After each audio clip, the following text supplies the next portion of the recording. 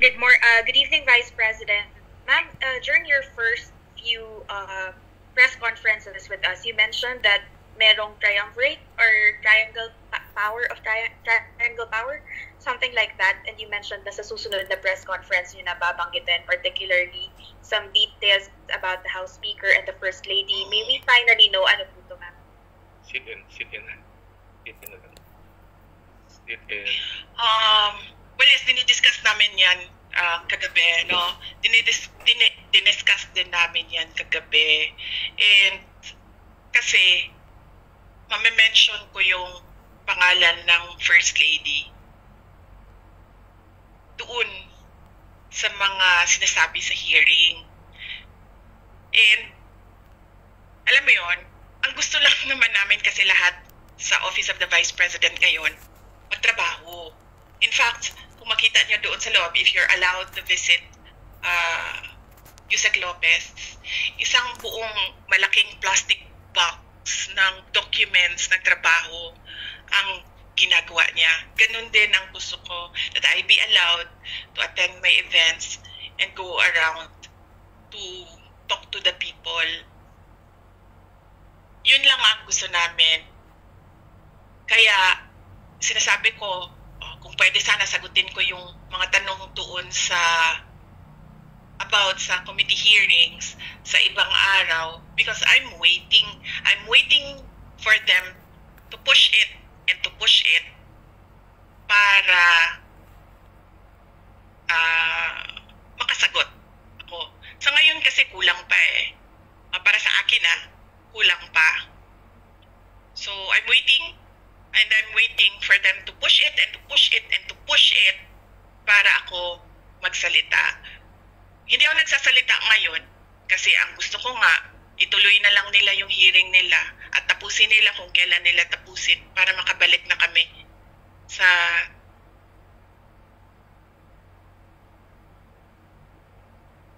Ma'am, may we at least know kung anong issue po yung kinakasakutan nila allegedly? Is it a corruption issue? Is it just a matter of politicking? It's about envelopes na sinasabi. Sorry, ma'am, envelopes? Envelopes. The one with the money, ma'am, does it mean that it may have originated from the House Speaker and the First Lady po? Ayoko na I'm waiting for them.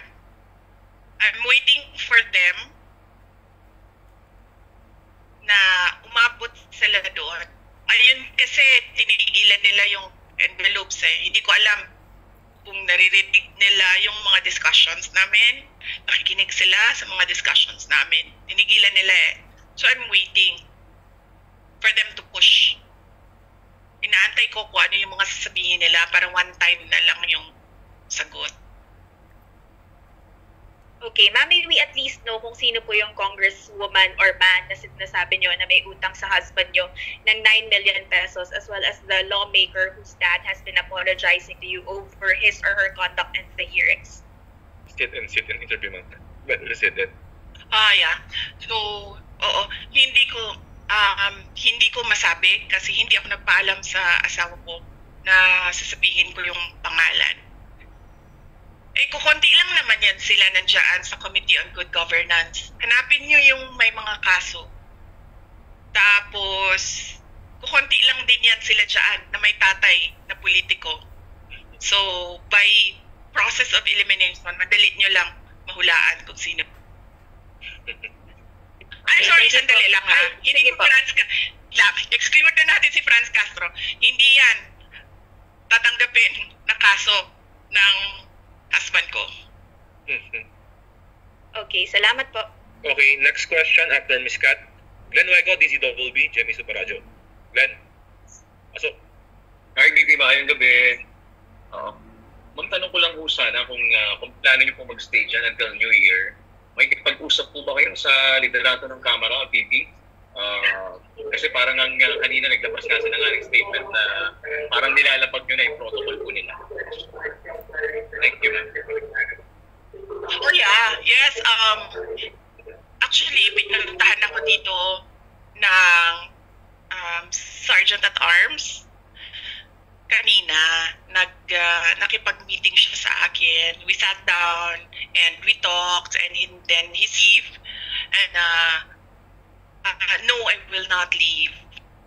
Sabi niya, I need to do my job. You need to leave. Sabi ko, ano bang gagawin mo? Bubuhatin mo ako palabas. Sabi ko sa kanya. Sabi niya, hindi naman. I will just escort you out. And then sabi ko sa kanya, I will escort you out of this office. Sabi ko sa kanya. And then he said, again, you need to leave. Paulit-ulit 100 times, he said, you need to leave. And then I said na, alam mo sir, ganito na lang gawin natin. No? Yung boss mo, congressman. Yung may-ari ng opisina na ito, congressman. So sir, why not? Sabi ko sa kanya, i-elevate natin sa kanila dalawa ang pag-uusap. Huwag tayo yung mag-usap dito kasi gusto mo akong paalisin. You want to escort me out. I want to escort you out. So meron tayong kumbaga impasse dito. Sabi ko, yung boss mo congressman, yung may-ari ng opisina na ito, congressman. Hayaan natin sila kasi pareho silang congressman. They're both above our pay grade. So yes, pinapaalis nila ako. But no, sabi ko, kausapin niyo si Congressman Pulong Duterte. Thank you, ma'am. Thank you. And then I told them as well. Sabi ko, sir, dagdag ko lang. I told them as well. I told him as well. Sabi ko, sir, alam mo, kami sa Office of the Vice President, sa opisina namin, meron talaga kaming guide for austerity measures, kung ano yung dapat gawin to save government funds. Isa yon sa pagpatay ng kuryente. Sabi ko, naiintindihan ko yan. Kaya nga kagabi, nung sinabi sa akin na papatayin yung kuryente, sabi ko, go ahead, kasi meron naman ako dalang flashlight. Tsaka matutulog na ako. Saan ko ba kailangan ng kuryente kung matutulog na ako? Isasaksak ba yung sarili ko para makatulog? Hindi naman. So sabi ko, sir, patayin nyo lang yung kuryente. I applaud the House of Representatives for having austerity measures. Sabi ko, sir, kung kailangan nyo i-cut yung tubig, cut nyo lang yung tubig. Wala namang problema yon. Sabi ko, just allow yung station. Kasi hindi naman kami magsasaksak sa inyo eh. Naka-charge na yun eh. But apparently, hindi ata pinayagan sa baba yung charging station. So okay lang yun. Doesn't matter. This is one thing na we have to give to the House of Representatives. I-recognize yung kanilang austerity measures. Pagtay ng kuryente at ng tubig. But actually, marami akong suggestions sa Speaker of the House on how to improve his compound. Meron akong mga suggestions. But yes, baka pagbalik niya sa Lunes, ako na yung speaker dito. VP Speaker na tawag ninyong lahat sa akin. Bumalik na siya. I understand, nasa summer ba siya? Summer ba yun? Sabi sa akin kanina. Meron na naman siyang mga vote buying activities doon sa summer. Si JC, tawagin mo ko VP Speaker sa Monday. Thank you, ma'am. Thank you. Next question, Kuya Henry Uri, DZRH. Are you still there? Kuya Henry? Oh, wala na. Okay, next. Janes Kapandi, GMA News Online. Nasel? Nasel? Wala na. Okay, next question, Miss JC, Jed. hanggang anong oras tayo? Ma'am, last two questions. 7:30. Last two questions. Okay, thank you. Miss Jed, UNTV. Evening po, VP. Yes po. Apo. VP, tanong ko lang po, what do you think would stop all these simili attacks against you po? Hindi na ma'am, hindi yan titigil hanggang sa 2028 election. Naiintindihan ko na yan ngayon. Noong una, hindi ko actually naintindihan. Pero noong bumisita ako kay former Senate President Manny Villar, bumisita ako sa kanya. And siya yung nagpaintindi sa akin sabi niya, you're number 1 in the race for presidency 2028. Sabi niya, hindi na yan titigil hanggang sa election day ng 2028. In fact, iyan yung concern ko, ma'am. Kasi I will be viable for the next 4 presidential elections. And my fear is hindi siya titigil for the next 4 presidential elections. Sige po, VP. Okay, last question. So yes, Kuya Henry, yun. Kuya Henry, Hindi nandiyan na ka pa? titigil yan, ma'am. Kuya Henry. Okay, wala na budol. So, last question is from Haji. Brigada News FM. Haji? Hi ma'am, may gabi po. Alright, May gabi. yes. Madam Vice President, you've mentioned about the AKAP, the AIX as a form of vote buying. So does it mean po ma'am na dapat po, are you saying na dapat itigil na po yung pagkasasagawa po nitong tinatawag na BPSF or Bagong Pilipinas Servicio Fair, since you've mentioned na nga po nagpunta ng Samar si Speaker for the BPSF, ma'am?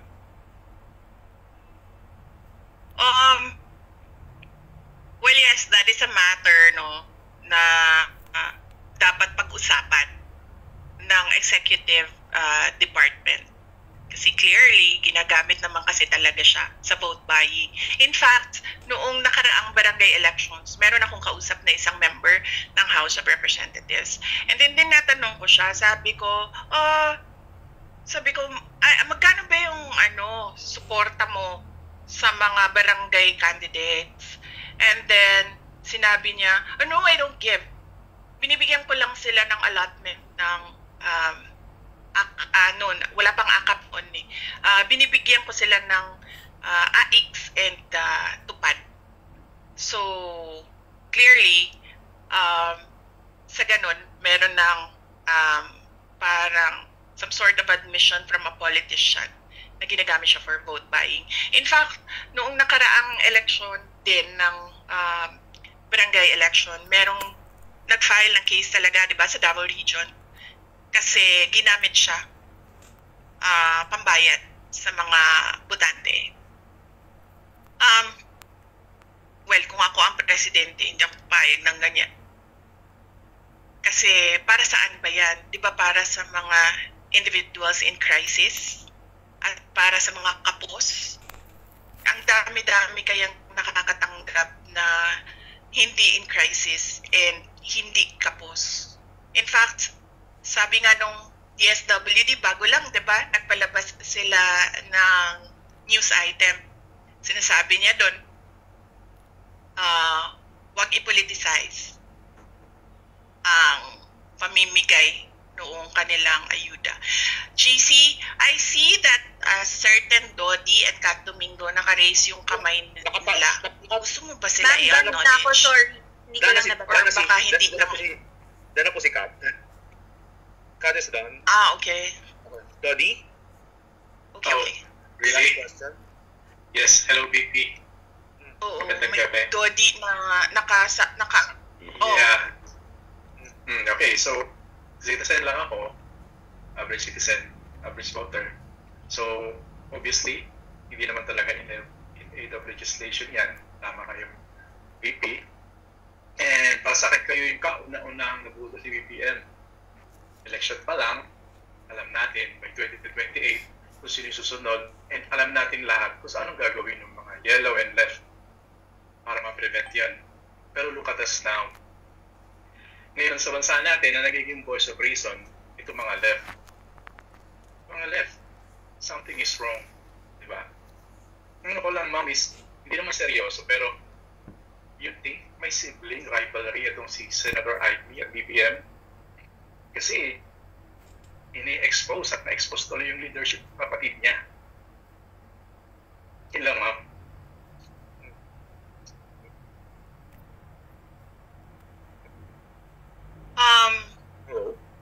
Well, yeah, hindi ko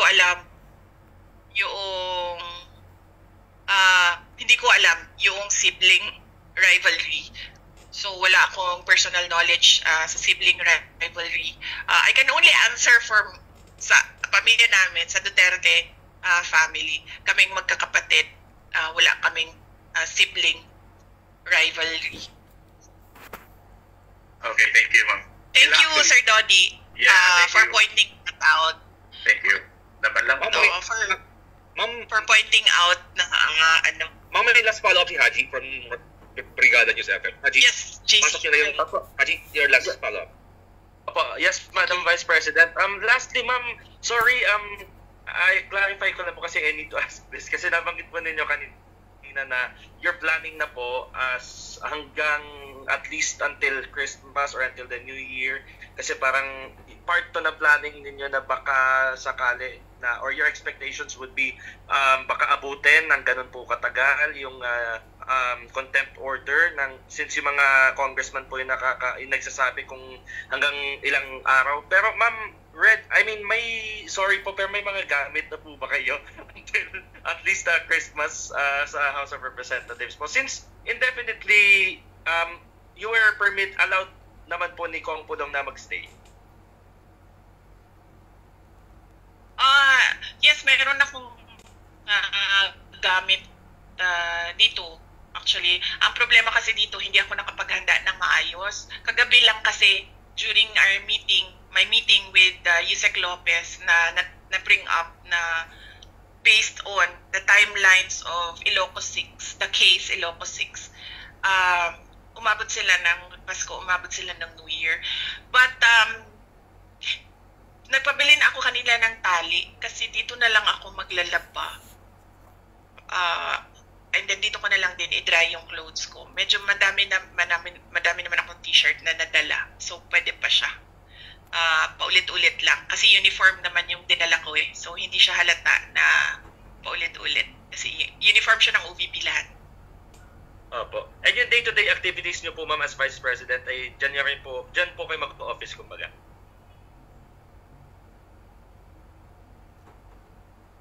Yes, kanina I did a Zoom meeting. Si Yusek Lopez din, binigyan na namin siya ng Wi-Fi so she can do the Zoom meetings. Actually sa sa OVP, karamihan online meetings kami karamihan doon. Bihira yung in-person meetings namin. Doon naman sa mga na-cancel na mga activities, ang ginawa namin ay gumawa kami ng mga video messages. Ginawa namin kanina 3, and then we have pending 17 video messages that we will do in the next 2 days. Daghang kayo salamat, ma'am. Okay. Okay, that wrap-ups our Thank you. hearing for the OVP. JC, okay na? Madam VP, sorry po. Meron pong one question lang from one vlogger po, TJ Galbot po. Baka pwede po natin i-entertain na. TJ Galbot po. TJ, are you there? Oh, yes. Opo, sige. Sa vloggers tayo? Okay. TJ? Nandiyan po ba siya? Or kung hindi po si EJ, si MJ Cambao. It's here. MJ, do you have any questions for the Madam VP?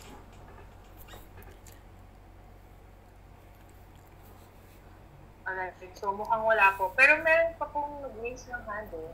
Okay. Are we going to edit? Ay, sino po? Ayun po si EJ Galbot po. Yeah, hi, Sir, VP. 1, 2 questions. Opo. Yes. Hi, Inday. May gabi, Inday. Yes, last question, sir. Hi, from Cebu, Liloan. Opo, sir. Day, kung... Mayong gabi. Yes, mayong gabi. How is the family, no? Your husband, Mans, and the children, and PRRD dealing with what has been going on for the last 24, almost 36 hours na with you there in the house, and your plan actually to stay there for a while until about after the new year of 2025. Yes, sir. Opo. So as long as merong ma-detain na OVP personnel, kung saan man yun sila ma-detain, our preparation is lalapit ako doon sa kanila so that I can visit them every day para hindi ako nagbabiyahe ng matagal on the road. And then I can do a lot of things as well dito sa office. Si PRD, hindi pa kami nagkausap. But knowing PRD, baka nga gusto nun pumunta dito.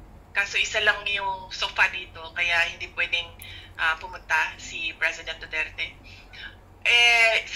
My husband, nag-text siya kanina, nagtanong siya kung ano yung mga kailangan ko, and then I told him na kompleto naman yung mga gamit ko dito, so walang problema. And then, sa family na naman kasi namin, sir, kapag merong isang parent na wala sa bahay, we always do a video call every night. So, meron kaming ganun every night, basta merong isa sa amin na wala sa bahay. So, meron kaming communication or meron kaming family discussion every night. Ang hindi ko palang nasabi sa mga bata is kung nasaan ako ngayon. Kasi ang expectation nila ngayon nasa Cagayan de Oro ako. But tonight, during our video call, sasabihin ko sa kanila kung nasaan ako. Especially so that yung isa sa mga anak ko, ninang niya, si Yusek Zulaika Lopez, and the only ninang, kasi ano lang yung godparents niya, isang ninong, isang ninang.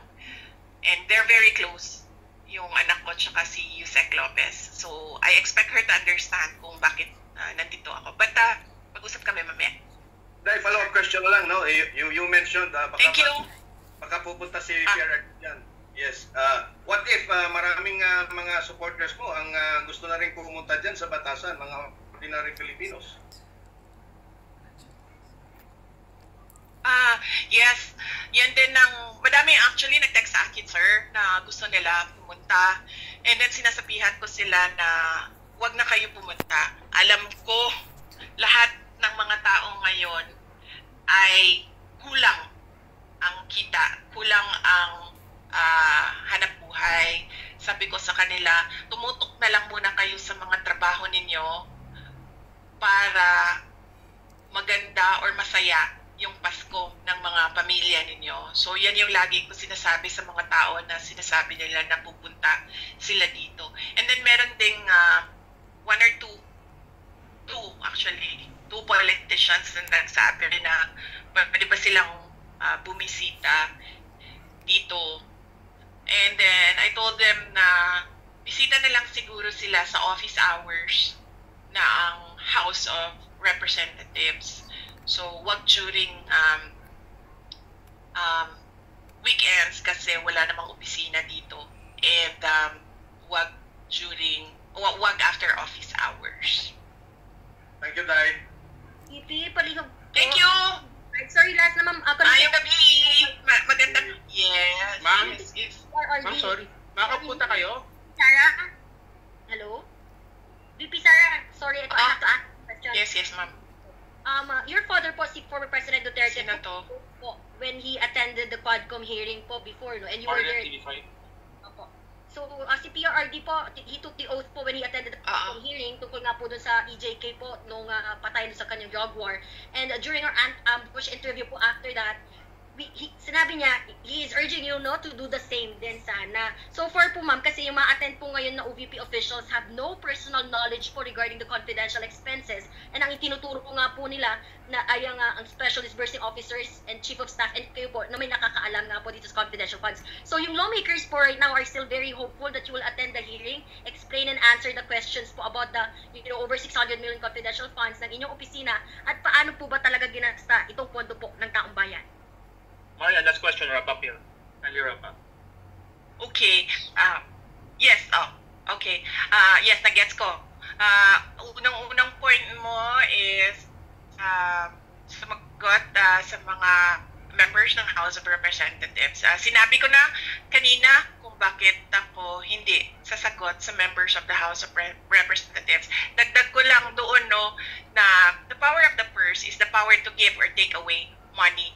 Hindi sila ang nag-audit ng utilization na ang government funds. Yan ay exclusive domain ng Commission on Audit. Yan ang sinasabi namin lagi. Sumasagot kami, nagko-cooperate kami sa Commission on Audit. Kahit pa we feel na sinasabihan na ang Commission on Audit ng mga House of Members, some members of the House of Representatives kung paano mag-audit. Nandoon pa rin kami sa full cooperation sa Commission on Audit. Sabi ni PRD na yun din ang gagawin ko, mag-uusap ko and mag-attend ng hearing. As I said, umattend ako. Hindi lang ako nag-oath because meron akong objection sa unconstitutionality ng rules ng House of Representatives. Pero in an inquiry in aid of legislation, does it matter kung may oath o wala yung tao? Nandiyan yung tao as a resource person. You're there to ask them information para makakraft ka ng batas. So, does it matter kung naka-oath siya or hindi? Kasi pwede mo, you as a legislator, you have to sift through all the pieces of information that were given. Diba? Hanapin mo ano ba ang dito relevant, ano bang hindi relevant para ka makagawa ng batas. Pero hindi naman kasi ganun nang nangyayari. Ang ginagawa nila, they're taking on the role of a prosecutorial investigation. And pagdating naman kay PRD, he's already a former president. So, sabi nga niya, di ba, huwag kayo maniwala sa akin kasi vice president lang ako. Hindi ako maniniwala sa kanya kasi former president siya. Hindi naman siya incumbent president. Alright, I think that's it, no? Ma'am, okay na po ba? Thank you! Maraming salamat po. Salamat. Bye-bye. Thank you! Thank you po. Thank you, Toyoy! God bless Thank you, po Mark Pebbles! And thank you, DDS communications team.